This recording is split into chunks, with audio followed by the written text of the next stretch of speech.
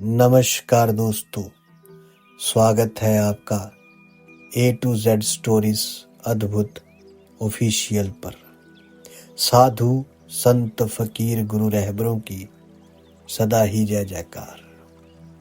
भैरव विज्ञान तंत्र विधि 79 अग्नि संबंधी ये पहली विधि है। भाव करो कि एक आग तुम्हारे पांव के अंगूठे से शुरू होकर पूरे शरीर में ऊपर उठ रही है और अंततः शरीर जलकर राख हो जाता है, लेकिन तुम नहीं। ये बहुत सरल विधि है और बहुत अद्भुत है। प्रयोग करने में भी सरल है, लेकिन पहले कुछ बुनियादी जरूरतें पूरी करनी होती है। बुद्ध को यह विधि बहुत प्रीतिकर थी कि वे अपने शिष्यों को इस विधि में दीक्षित करते थे।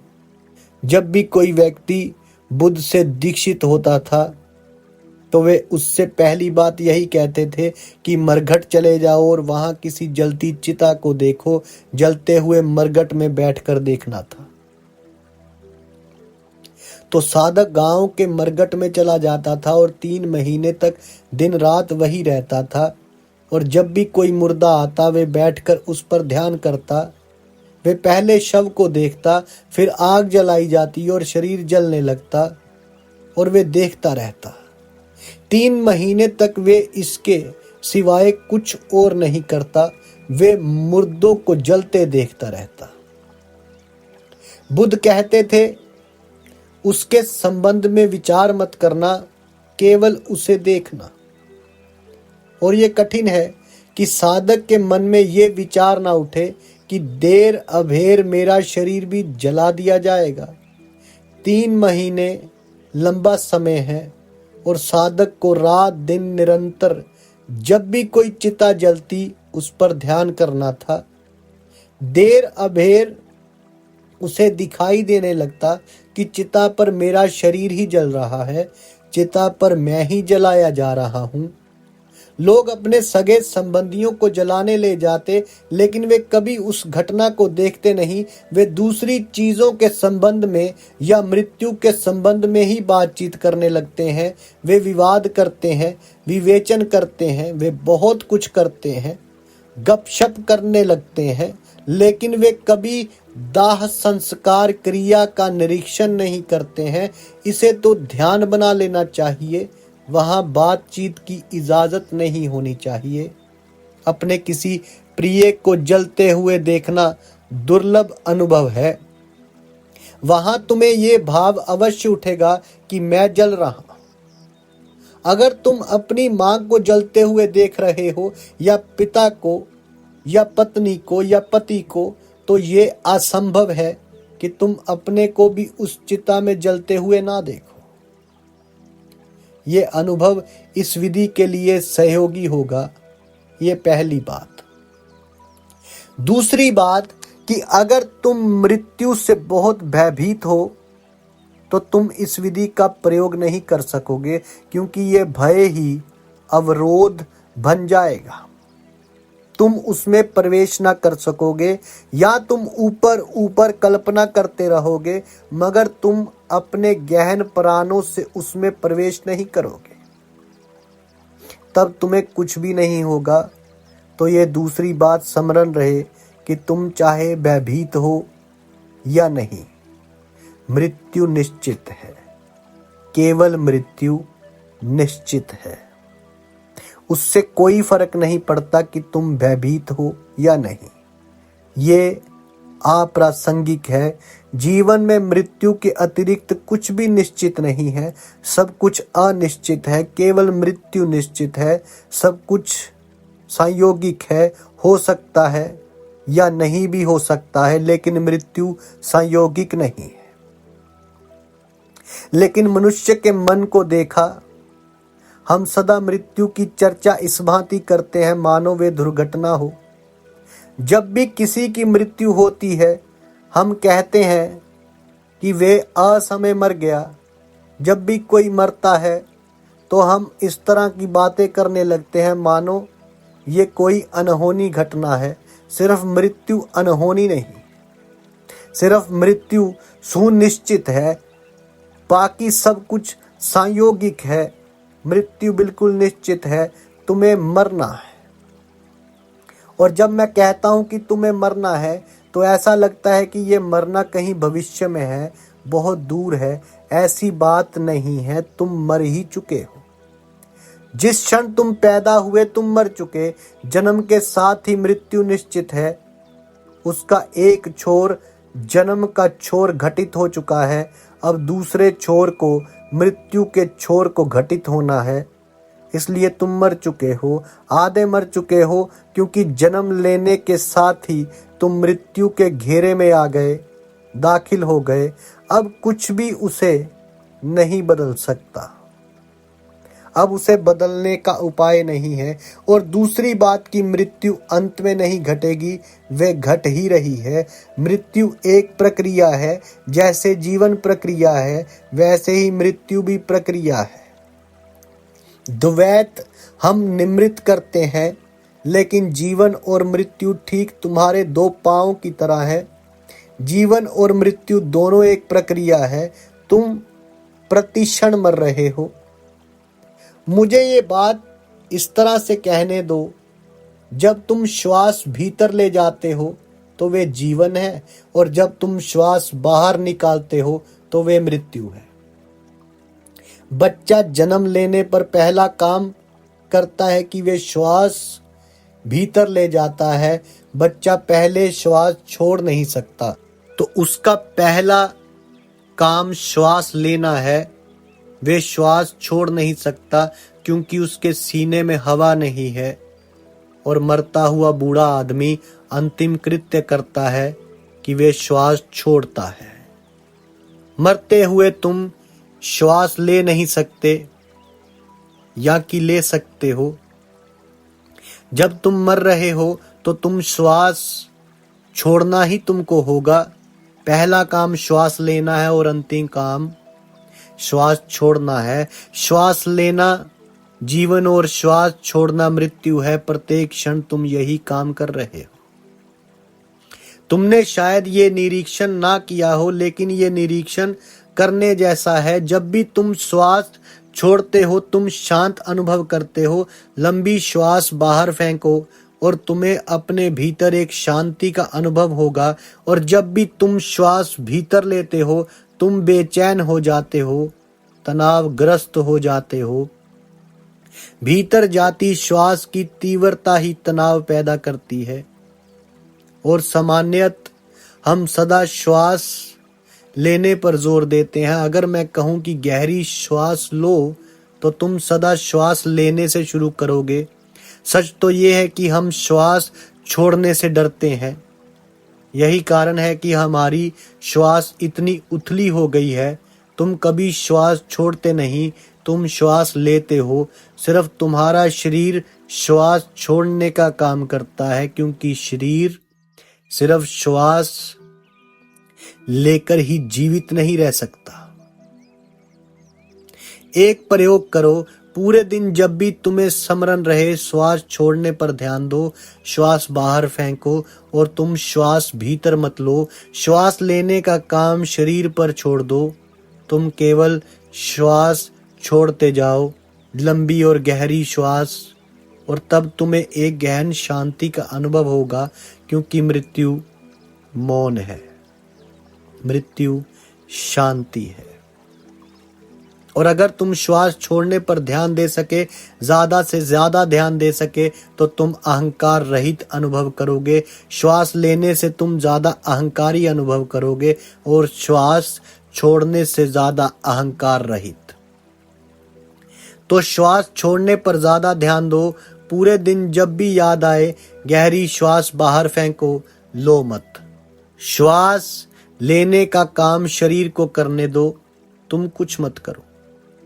श्वास छोड़ने पर यह जोर तुम्हें इस विधि के प्रयोग में बहुत सहयोगी होगा, क्योंकि तुम मरने के लिए तैयार होगे। मरने की तैयारी जरूरी है, अन्यथा ये विधि बहुत काम की नहीं होगी। और तुम मृत्यु के लिए तैयार भी हो सकते हो जब तुमने किसी तरह से एक बार उसका स्वाद लिया हो, गहरी श्वास छोड़ो और तुम्हें उसका स्वाद मिल जाएगा। हम मृत्यु से भयभीत हैं, इसका कारण मृत्यु नहीं है। मृत्यु को तो हम जानते ही नहीं है। तुम उस चीज से कैसे भयभीत हो सकते हो जिसका तुम्हें कभी सामना ही न किया हुआ हो? तुम उस चीज से कैसे भयभीत हो सकते हो जिसे तुम जानते ही नहीं? किसी चीज से भयभीत होने के लिए उसे जानना आवश्यक है। तो असल में तुम मृत्यु से भयभीत नहीं हो, ये भय कुछ और है। तुम वस्तुत कभी जिए ही नहीं और इससे ही मृत्यु का भय पैदा होता है। मृत्यु का भय पकड़ता है क्योंकि तुम जी नहीं रहे हो और तुम्हारा भय ये है, अब तक मैं जिया ही नहीं, मृत्यु आ गई तो क्या होगा? मैं तो अतृप्त अनजिया ही मर जाऊंगा। मृत्यु का भय उन्हें ही पकड़ता है जो वस्तुत जीवित नहीं है। यदि तुमने जीवन को जिया है, जीवन को जाना है, तो तुम मृत्यु का स्वागत करोगे, तब कोई भय नहीं है। तुमने जीवन को जान लिया, अब तुम मृत्यु को भी जानना चाहोगे। लेकिन हम जीवन से ही इतने डरे हुए हैं कि हम उसे नहीं जान पाए हैं, हम उसमें गहरे नहीं उतरे हैं। वही चीज मृत्यु का भय पैदा करती है। अगर तुम इस विधि में प्रवेश करना चाहते हो तो तुम्हें मृत्यु के प्रति, इस सदन भय के प्रति जागना होगा, बोध पूर्ण होना होगा और इस सदन भय को विसर्जित करना होगा। तो ही तुम इस विधि में प्रवेश कर सकते हो। इससे मदद मिलेगी। श्वास छोड़ने पर ज्यादा ध्यान दो। सारा ध्यान श्वास छोड़ने पर दो। श्वास लेना भूल जाओ और डरो मत कि मर जाओगे। तुम नहीं मरोगे। श्वास लेने का काम खुद शरीर कर लेगा। शरीर का अपना विवेक है। अगर तुम गहरी श्वास बाहर फेंकोगे तो शरीर खुद गहरी श्वास भीतर लेगा। तुम्हें हस्तक्षेप करने की जरूरत नहीं है और तुम्हारी समस्त चेतना पर एक गहरी शांति फैल जाएगी। सारा दिन विश्राम अनुभव होगा और एक आंतरिक मौन घटित होगा। अगर तुम एक और प्रयोग करो तो विश्रांति और मौन का ये भाव और भी प्रगाढ़ हो सकता है। दिन में सिर्फ 15 मिनट के लिए गहरी श्वास बाहर छोड़ो। कुर्सी पर या जमीन पर बैठ जाओ, गहरी श्वास छोड़ो और शरीर को श्वास लेने दो। और जब श्वास भीतर जाए आंखें खोल लो और तुम बाहर चले जाओ। ठीक उल्टा करो।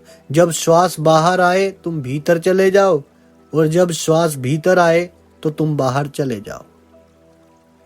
जब तुम श्वास छोड़ते हो तो भीतर खाली स्थान, अवकाश निर्मित होता है क्योंकि श्वास जीवन है। जब तुम गहरी श्वास छोड़ते हो तो तुम खाली हो जाते हो। जीवन बाहर निकल गया। एक ढंग से तुम मन गए, क्षण भर के लिए मर गए। मृत्यु के उस मौन में अपने भीतर प्रवेश करो। श्वास बाहर जा रही है, आंखें बंद करो और भीतर सरक जाओ। वहां अवकाश है, तुम आसानी से सरक सकते हो। स्मरण रहे, जब तुम श्वास ले रहे हो तो तब भीतर जाना बहुत कठिन है। वहां जाने के लिए जगह कहाँ है? तुम श्वास छोड़ते हुए ही तुम भीतर जा सकते हो और जब श्वास भीतर हो तो तुम बाहर चले जाओ। आंखें खोलो और बाहर निकल जाओ। इन दोनों के बीच एक लयबद्धता निर्मित कर लो। 15 मिनट के इस प्रयोग से तुम गहन विश्राम में उतर जाओगे और तब तुम इस विधि के प्रयोग के लिए अपने को तैयार पाओगे। इस विधि में उतरने के लिए पहले 15 मिनट के लिए ये प्रयोग करें ताकि तुम तैयार हो सको। तैयार ही नहीं, उसके प्रति स्वागत पूर्ण हो सको, खुले हो सको। मृत्यु का भय खो जाए क्योंकि अब मृत्यु प्रगाढ़ विश्राम मालूम पड़ेगी। अब मृत्यु जीवन के विरुद्ध नहीं वरन जीवन का स्रोत, जीवन की ऊर्जा मालूम पड़ेगी। जीवन तो झील की सतह पर लहरों की भांति है और मृत्यु स्वयं ही झील है। और जब लहरें नहीं है तब भी झील है, और झील तो लहरों के बिना हो सकती है, लेकिन लहरें झील के बिना नहीं हो सकती। जीवन मृत्यु के बिना नहीं हो सकता, लेकिन मृत्यु जीवन के बिना हो सकती है, क्योंकि मृत्यु स्रोत है। और तब तुम इस विधि का प्रयोग कर सकते हो। प्रयोग करो। एक आग तुम्हारे पांव के अंगूठे से होकर पूरे शरीर में ऊपर उठ रही है। बस लेट जाओ। पहले भाव करो कि तुम मर गए हो। शरीर एक शव मात्र है। लेटे रहो और अपने ध्यान को पैर के अंगूठे पर ले जाओ। आंखें बंद करके भीतर गति करो। अपने ध्यान को अंगूठों पर ले जाओ और भाव करो कि वहां से आग ऊपर बढ़ रही है और सब कुछ जल रहा है। जैसे जैसे आग बढ़ती है, वैसे वैसे तुम्हारा शरीर विलीन हो रहा है। अंगूठे से शुरू करो और ऊपर बढ़ो। आखिर अंगूठे से क्यों शुरू करो? ये आसान होगा, क्योंकि अंगूठे तुम्हारे मैं से, तुम्हारे अहंकार से बहुत दूर है। तुम्हारा अहंकार सिर में केंद्रित है। वहां से शुरू करना कठिन होगा, तो बिंदु से शुरू करो। भाव करो कि अंगूठे जल रहे हैं और वहां अब राख ही बची है। और फिर धीरे धीरे ऊपर बढ़ो और जो भी आग की राह में पड़े उसे जलाते जाओ। सारे अंग, पैर, जांघ विलीन हो जाएंगे और देखते जाओ कि अंग अंग राख हो रहे हैं। जिन अंगों से होकर आग गुजरी है वे अब नहीं है, वे राख हो गए। ऊपर बढ़ते जाओ और अंत में भी सिर भी विलीन हो जाता है। प्रत्येक चीज राख हो गई है, धूल धूल में मिल गई है और तुम देख रहे हो।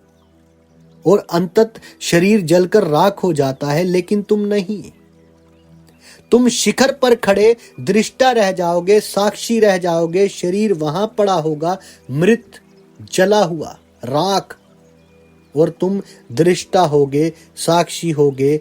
इस साक्षी का कोई अहंकार नहीं है। ये विधि निरहंकार अवस्था की उपलब्धि के लिए बहुत उपयोगी है। क्यों? क्योंकि इसमें बहुत सी बातें घटित है। ये विधि सरल मालूम पड़ती है, लेकिन ये उतनी सरल है नहीं। इसकी आंतरिक संरचना बहुत जटिल है। पहली बात यह है कि तुम्हारी स्मृतियां शरीर का हिस्सा है।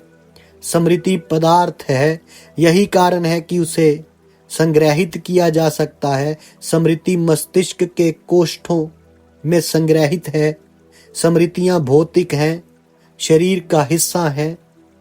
तुम्हारे मस्तिष्क का ऑपरेशन करके अगर कुछ कोशिकाओं को निकाल दिया जाए तो उनके साथ कुछ स्मृतियां भी विदा हो जाएंगी।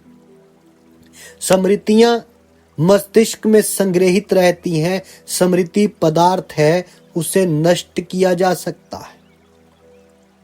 और अब तो वैज्ञानिक कहते हैं कि स्मृति प्रत्यारोपित की जा सकती है। देर अबेर हम उपाय खोज लेंगे कि जब आइंस्टाइन जैसा व्यक्ति मरे तो हम उसके मस्तिष्क की कोशिकाओं को बचा लें और उन्हें किसी बच्चे में प्रत्यारोपित कर दें, और उस बच्चे को आइंस्टाइन के अनुभवों से गुजरे बिना ही आइंस्टाइन की स्मृतियां प्राप्त हो जाएंगी।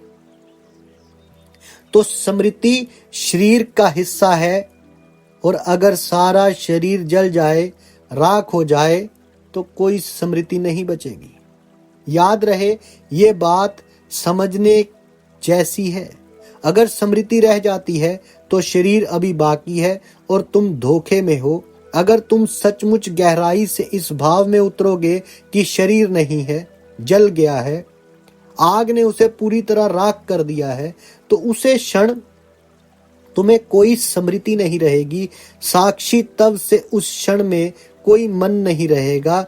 सब कुछ ठहर जाएगा, विचारों की गति रुक जाएगी। केवल दर्शन मात्र देखना रह जाएगा कि क्या हुआ है। और एक बार तुमने ये जान लिया तो तुम इस अवस्था में निरंतर रह सकते हो। एक बार सिर्फ ये जानना है कि तुम अपने को शरीर से अलग कर सकते हो। ये विधि तुम्हें अपने शरीर से अलग जानने का, तुम्हारे और तुम्हारे शरीर के बीच एक अंतराल पैदा करने का, कुछ क्षणों के लिए शरीर से बाहर होने का एक उपाय है। अगर तुम इसे साध सको तो तुम शरीर में होते हुए भी शरीर में नहीं होगे। तुम पहले की तरह ही जिए जा सकते हो, लेकिन अब तुम फिर कभी वही नहीं हो सकते। इस विधि में कम से कम 3 महीने लगेंगे। इसे करते रहो, ये एक दिन में नहीं होगी। लेकिन यदि तुम प्रतिदिन इसे 1 घंटा देते हो तो 3 महीने के भीतर किसी दिन अचानक तुम्हारी कल्पना सफल होगी और एक अंतराल निमृत हो जाएगा और तुम सचमुच देखोगे कि तुम्हारा शरीर राख हो रहा है। तब तुम उसका निरीक्षण कर सकते हो और उस निरीक्षण में एक गहन तथ्य को बोध होगा कि अहंकार असत्य है, झूठ है, उसकी कोई सत्ता नहीं है।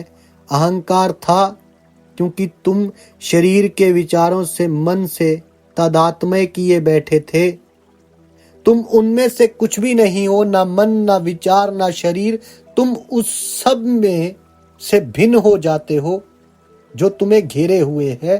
तुम अपनी परिधि से सर्वथा भिन्न हो। तो ऊपर से ये विधि सरल मालूम पड़ती है, लेकिन ये तुम्हारे भीतर गहन रूपांतरण ला सकती है। लेकिन पहले मरघट में जाकर ध्यान करो। जो लोगों को जलाया जाता है, देखो कि कैसे शरीर जलता है, कैसे शरीर फिर मिट्टी हो जाता है, ताकि तुम फिर आसानी से कल्पना कर सको। और जब अंगूठों से प्रारंभ करो और बहुत धीरे धीरे ऊपर बढ़ो। और इस विधि में उतरने के पहले श्वास छोड़ने पर ज्यादा ध्यान दो। इस विधि को करने के ठीक पहले 15 मिनट तक श्वास छोड़ो और आंखें बंद कर लो। फिर शरीर को श्वास लेने दो और आंखें खोल दो। 15 मिनट तक गहन विश्राम में रहो और फिर विधि में प्रवेश करो। साधु संत फकीर गुरु रहबरों की सदा ही जय जयकार। जल्दी मिलते हैं एक नई वीडियो के साथ। तब तक के लिए आप सबका धन्यवाद। आप सबके भीतर बसे उस परमात्मा को मेरा प्रणाम।